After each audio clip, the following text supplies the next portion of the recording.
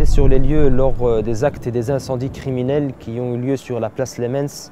Eh bien écoutez, c'était la nuit du samedi 16 janvier, il était 2 h du matin lorsque moi-même et mes propres parents avons entendu un bruit très fort. J'ai décidé de prendre mon GSM et de me rendre sur place. C'est alors que j'ai été choqué en filmant qu'il n'y avait pas une voiture, mais plutôt 2 voitures qui étaient incendiées au milieu de la place Lemens. Et il est vraiment dommage, très dommage, que nous, en tant qu'habitants, puissions être exposés à de tels actes au sein de notre propre quartier. Ce n'est pas une jeunesse étrangère à nous. Nous les connaissons très bien. Ce sont, entre guillemets, nos amis. Ce sont nos voisins. Alors l'objectif de mes prises de parole, je préfère appeler cela comme ça et non des conférences, eh bien vous savez, par rapport à ces événements, à ces faits qui ont eu lieu sur la place Lemens, beaucoup de gens n'y accordent pas de l'importance.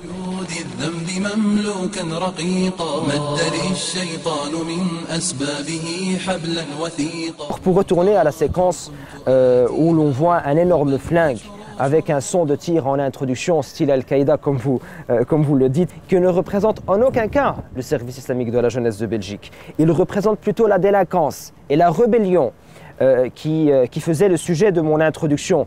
Alors j'essayais également de sensibiliser les parents suite à ces actes en leur disant qu'ils avaient une responsabilité vis-à-vis de leurs enfants et qu'ils devaient accorder une importance capitale à l'éducation, une importance primordiale à l'éducation de leurs enfants pour pouvoir avoir dans le futur des enfants épanouis. Nous espérons qu'avec l'entremise de nos efforts et de la participation active des responsables de mosquées et des musulmans de ce pays, mais sans oublier également nos amis et camarades des différentes associations et institutions belges et européennes, puissions venir en aide à cette jeunesse qui est une jeunesse en perte de repères.